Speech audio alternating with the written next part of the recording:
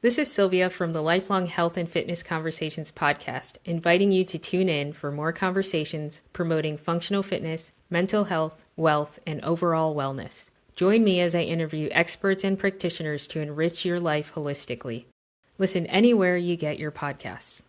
Hey everyone, I thought I would do kind of a different episode and do kind of a recap of my own personal healing journey, especially over the past year. I was meaning to do this kind of last month because it's been a while since I've put out an episode. But it's still kind of the start of the new year, so yeah. Just to recap, I don't try and make this podcast mostly about myself. That's why I have guests on. That's why I try and guest on other stuff. But it is a lot of the experiences. What I've learned is from my own healing journey, and I hope that this will help others, maybe inspire, motivate others, and kind of give some background on what I'm working with. So there's been a number of things that I've been working on. I've changed naturopaths or doctors a few times, and I started doing kind of more self-care stuff such as acupuncture, massage, and chiropractic as much as I can. Typically about once or twice a month with acupuncture, about a few times a week or a few times a month with chiropractic, and the massage about once a month or so. So with my previous naturopath and now my current one, things have kind of changed and stuff that I'm focused on work on. So for the most part, I don't think Epstein-Barr or Lyme or co-infections, which I don't know if I've touched on, is an issue for me. I do think they are relatively common and they can contribute to a lot of stuff. It seems to be, at least for a while, that kind of my iron levels and ferritin levels were kind of low. That seems to have been corrected. I was working on raising my testosterone, but that was the exogenous kind of testosterone or synthetic.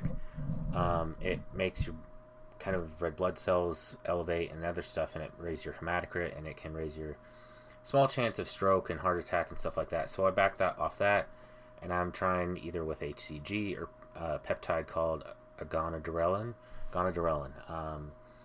And I'm also doing some other stuff to help correct that. It seems to be, aside from that, from methylation issues, which I kind of treat mostly with some supplements and stuff. I may try and do some other supplements because I have been still having kind of issues in episodes, typically more so at work with brain fog and fatigue. Those are still two of my main symptoms and issues that I still have. Is that it could be a combination of dehydration, gut issues, but also low in BH4, which I know from due to, I think it's A1298 methylation SNP, which if you have looked into or might want to look into, with Amy Yasko and Dr. Ben Lynch, and you can get testing. At least what I did was I did 23andMe, and then I got it further analyzed. There's some free kind of analysis that will run through your raw data and put out what SNPs you have, but also some other ones. So aside from that, I'm still working on kind of gut issues as well as my TMJ or TMJD. My gut issues, it seems to be kind of intestinal dysbiosis, possibly SIBO. I have had a gut test to determine kind of like the imbalance or balance of like my bacteria, and there are some pathogenic or kind of imbalance of some that are either potentially harmful or are harmful. And with my kind of ongoing gut issues, I think that's still ongoing, along with possibly SIBO, but that would require kind of a hydrogen test and other stuff. So I'm trying to go as much as I can more paleo to kind of lower the amount of fiber, or at least prebiotic fiber that could cause issues, as well as other starches and carbohydrates that could feed the SIBO, is also intestinal. I have been off and on some antibiotics and antifungals to kind of treat that, and also taking and trying out different probiotics. I've been trying some low histamine or histamine-free probiotics because I think those are especially helpful, because some people have kind of intolerance or sensitivity to histamine. I think this may affect me some, but I don't know if it's a huge issue. and it can cause a flare up of brain fog and other stuff. I do think you can build up a tolerance to this and work on it and help with it, but it takes time. So I've been trying that. Something that my naturopath has suggested. Some things I think histamine probiotic or something like that from Seeking Health. There's only like 2 or 3 probiotics that I know of that won't create, I believe it's D-lactic acid, and affect histamine levels. And so I'm trying this third one out, which I haven't really tried. There's another one that I've tried. The 2 other ones are super expensive. They're like, one is 60 and one is 100. I think if you can afford it. I am trying like kind of higher doses and kind of a variety of different probiotics, because I think that might benefit me, because I think an imbalance and kind of repopulating the good ones will help. And it will help with neurotransmitters and methylation and overall health.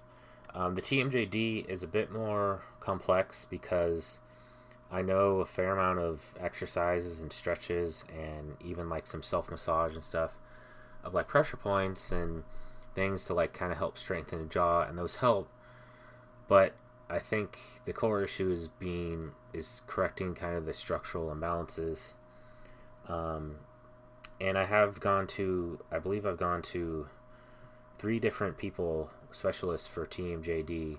One was just to get a kind of Invisalign and realign my teeth, which is something I would like to do, not only for aesthetics and looks, but also I believe it might help with the TMJD. I went to a TMJ specialist, which the first 2 were kind of a bit spendy or expensive. I still would like to do both of them, and that is more of a dentist that specializes and uses a custom bite mold and does certain exercises, and I think he uses a TENS machine to help relax the muscles, and also does like I believe a scan, I want to say a cone beam scan, to see if there's anything structurally wrong or with the neck or anything like that.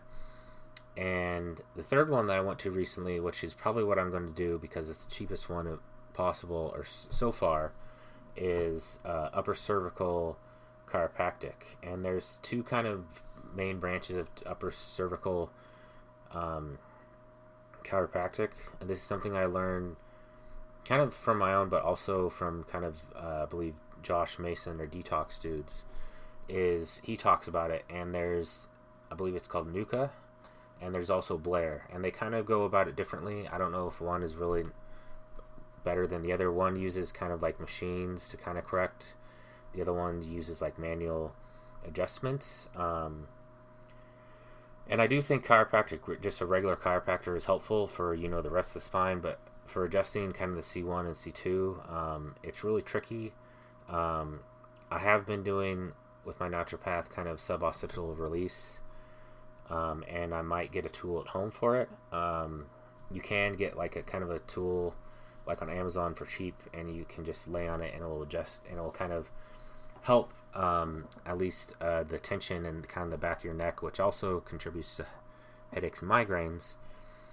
But also my naturopath does it, can do some suboccipital release.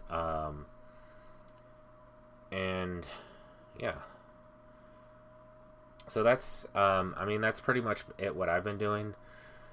I'm trying to think of what else I've been trying to do. Aside from that, I've been trying to, I've been using minimalist shoes to kind of help with not only with my weightlifting, but also with kind of develop strength in my feet and my legs, especially for work, because that's been affecting me some. But yeah, I am probably going to do the upper cervical when I can, because I think that will help with the TMJ, and then pursue these other options. I also may go to an alternative or biological dentist eventually, just because they can do a cone beam scan and see if there's any cavitations or problems, which might also be contributing to my TMJ, but also other issues, because a lot of times when there's a root canal or there's some teeth extractions or like wisdom teeth removal, is often they can get kind of, it's like an infection, but it's like kind of hidden because it's not you have to go about it. You have to kind of disinfect and remove like a certain amount of I want to say material because I'm not a dentist, that it causes an infection and your body can't really detect it, but your a lot of energy meridians are on where your teeth and your jaw are at, so that can really affect your whole body and stuff. And that's also even like the C1 and C2, correcting that can affect you mentally as well too. So yeah, aside from that, I am probably going to try out some peptides. That's probably the option I'm taking to help with my testosterone and see if that will help. I know some supplements and stuff. Diet wise, I'm trying to do everything I can as well too. I'm taking a few other things as well. There's I believe fenugreek, zinc, boron are good for testosterone, raising it naturally, as well as getting a lot of good like saturated fats, such as like from grass-fed butter, coconut oil, avocados, from like eggs, like grass-fed meats and stuff like that. But also, zinc is important. I believe I already mentioned that though. And there's a number of different herbs and stuff I want to try, and maybe some other peptides. But I haven't really used many peptides, and the ones I have used, I haven't seen much benefit of. I've taken a nasal one kind of with, it was a nasal kind of inhaler of sorts, and there was, I think, oh yeah, no, that was the only one that I've tried. That it was a combination of TB 500 and I believe BPC 157. It's a Wolverine spray. That's how it's advertised because I use it mainly for kind of like kind of health regenerative properties, but also pain and inflammation. I was trying to see if that would help with my TMJ. I've known some people that have actually tried to inject it into the joint. I did read, and this was a while ago, I was going to do a review on it and also read up on it again, but Tony Robbins' latest book actually talks about peptides and advocates that if you can, go to someone that's like trained in this therapy and like a clinic. Those tend to be a bit spendy. And peptides, I want to say, are relatively safe compared to, say, if you're taking SARMs or just some kind of synthetic testosterone. I'm not saying they're completely safe. There's always risks involved, especially with taking peptides. And it is a bit involved because there are some nasal sprays and other ways you can take them. You can take them orally, like in a supplement form. But a lot of them you need to like inject, and you have to typically mix or kind of dilute with bacteriostatic water because it comes in kind of a powder granular kind of form in its own vial, and then mix them and stuff like that. So it's a bit involved.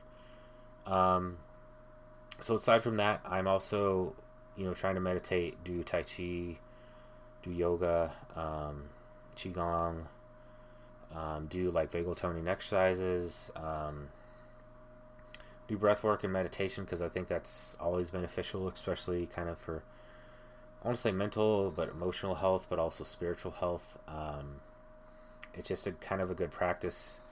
And also, I'm still doing mostly just microdosing now with psilocybin because I find some benefit from it, mostly mentally, but also I believe it's helping a bit with my brain fog and cognitive impairment.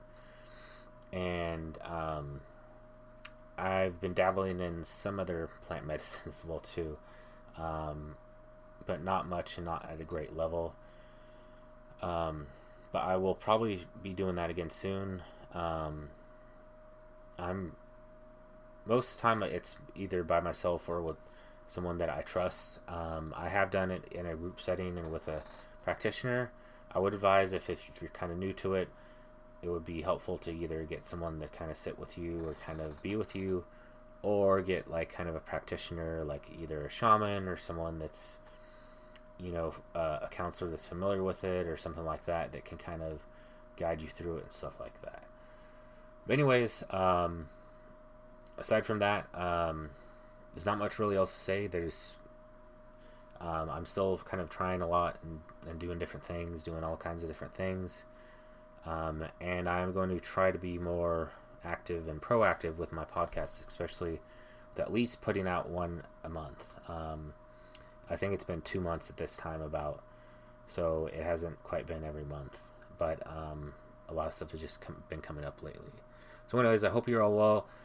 If anyone needs help with their health or wants to collaborate, whether that means you want to be on my show, if you want to be on, if you want me as a guest, or if you want, some help with your health, I'm very reasonable, and I can, work with you like within your budget, and also, I can see if it's a good fit maybe.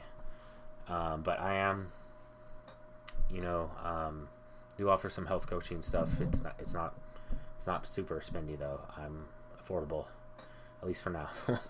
But yeah, I hope everyone is well. I hope everyone had good holidays. And please like, share, review my podcast on all its forms. I believe I'm on Apple, Google Podcasts, I believe Amazon, I know Spotify. It really helps if people like, share, comment, review, and stuff like that. And feel free to email me about, other stuff too. Comments, stuff you'd like to see on a podcast. Preferably nothing negative unless you really feel obligated to. Yeah, I'll see you all later. And yeah, I hope everyone is, doing well on their healing journey as well too.